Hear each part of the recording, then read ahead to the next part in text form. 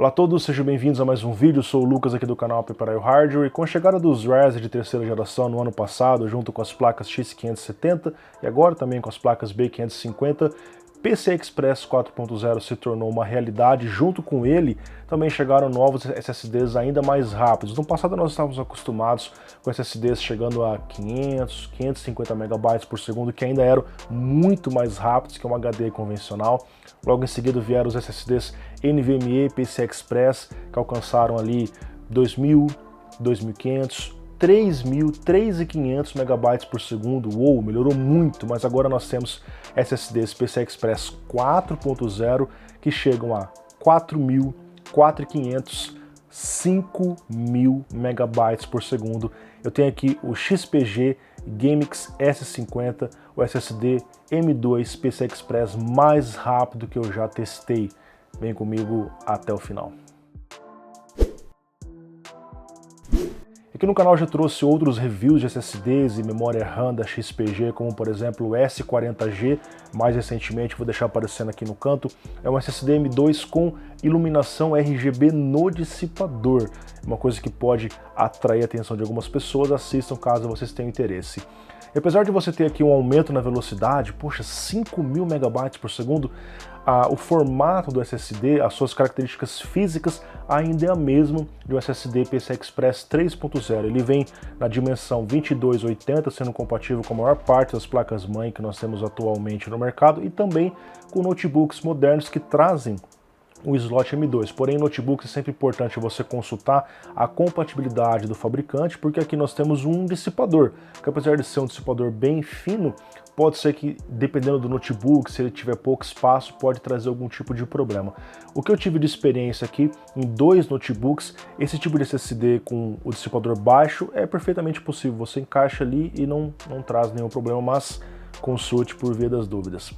Sobre a velocidade que o fabricante oferece aqui, ele aponta que no máximo ele pode chegar até 5.000 megabytes por segundo de leitura sequencial e até 4.400 megabytes por segundo de gravação sequencial, que pode variar obviamente de teste para teste, de tarefa para tarefa que você estiver fazendo aí na sua casa, aí no seu trabalho. Em relação à capacidade, nós não temos aquelas versões intermediárias, 512 GB, 240, não. Começa em 1 TB, que é esse que eu tenho, e termina em 2 TB.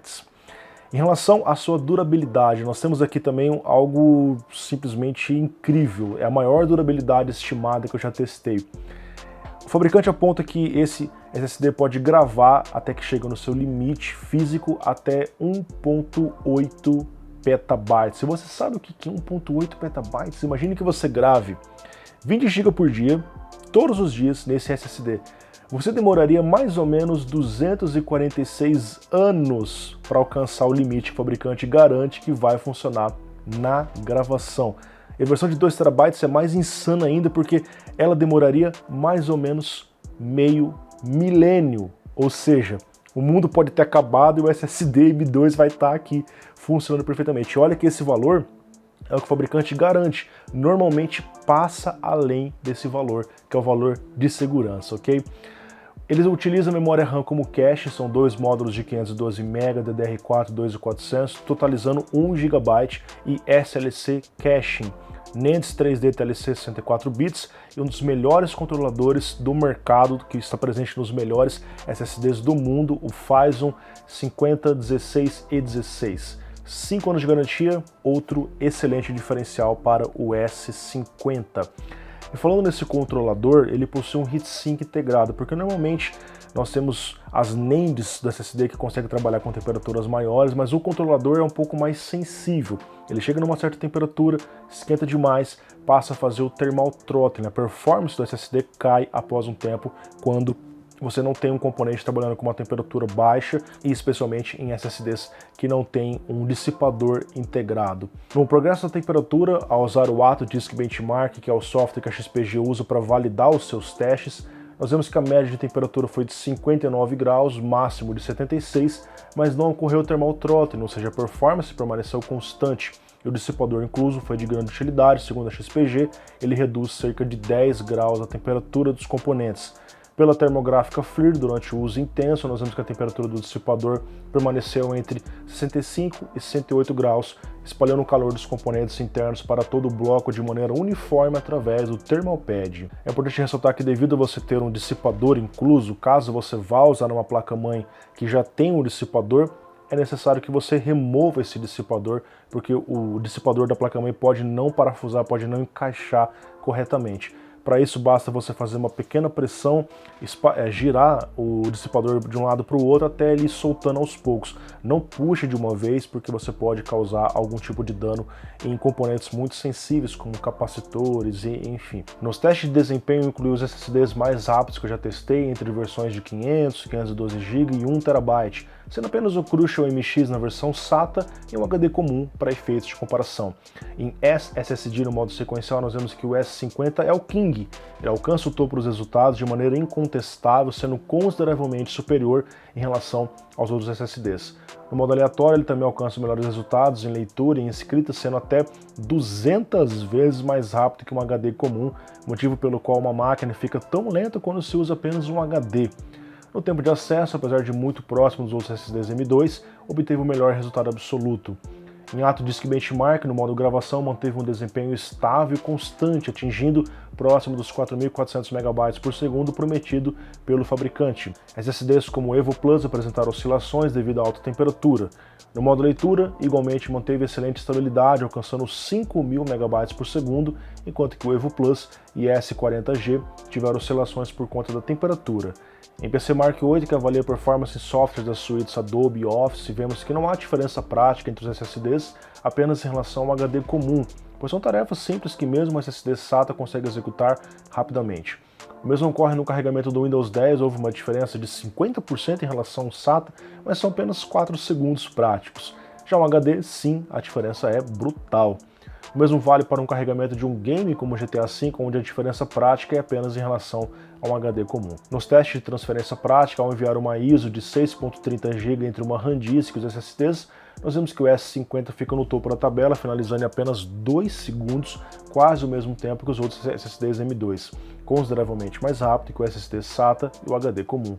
Na transferência múltipla de arquivos, o cenário entre SSDs fica mais próximo, onde houve um empate técnico entre vários modelos, com o Crucial apenas 1 segundo à frente no valor absoluto. E com isso nós chegamos ao final de mais um breve review, espero que vocês tenham gostado. Aqui nós temos, como eu disse para vocês, o SSD M2 mais rápido que eu já testei, mas isso tem um custo.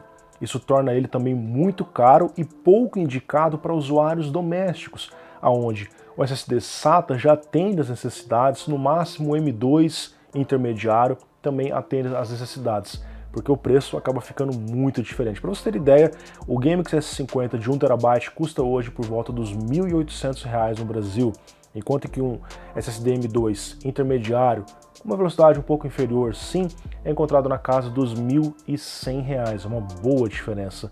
O SSD SATA de 1 TB, um pouco mais lento, é encontrado abaixo dos R$ 1.000. Então, conforme aumenta a velocidade, mais caro vai ficando o SSD, o que é uma coisa óbvia.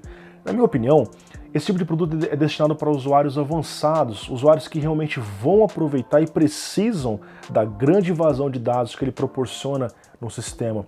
5.000 MB por segundo de leitura, 4.500 na gravação. Usuários domésticos normalmente não tem um software, uma tarefa que vai precisar disso aqui. Agora, engenheiros, arquitetos, profissionais de modelagem de dados, criadores de vídeo que precisam realmente disso, esse aqui pode ser um produto indicado para você.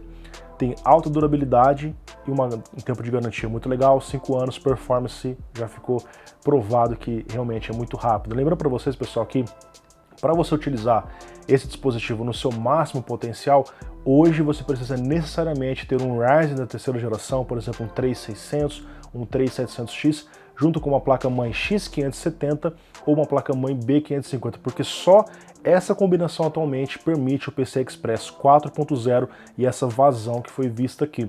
Caso você utilize uma outra combinação, Ryzen segunda geração, primeira geração, CPUs Intel 10ª, 8ª, 9ª geração, ele vai ficar limitado ao padrão PCI Express 3.0 e com isso a velocidade vai ficar um pouco menor na casa dos 3.400, 3.500, que sim, ainda é uma velocidade muito maior, porém Caso você não tenha uma placa-mãe ou CPU adequado, vale a pena você pegar um dispositivo M2 PCI Express 3.0 normal mesmo, porque você vai pagar bem menos para isso. Ou seja, só compre esse dispositivo se você realmente precisa dessa vazão e se você tem uma placa, um CPU compatível. Caso contrário, opte por SSDs mais baratos que já atendem perfeitamente conforme nós vimos nas tarefas práticas. Pessoal, espero que vocês tenham gostado desse vídeo.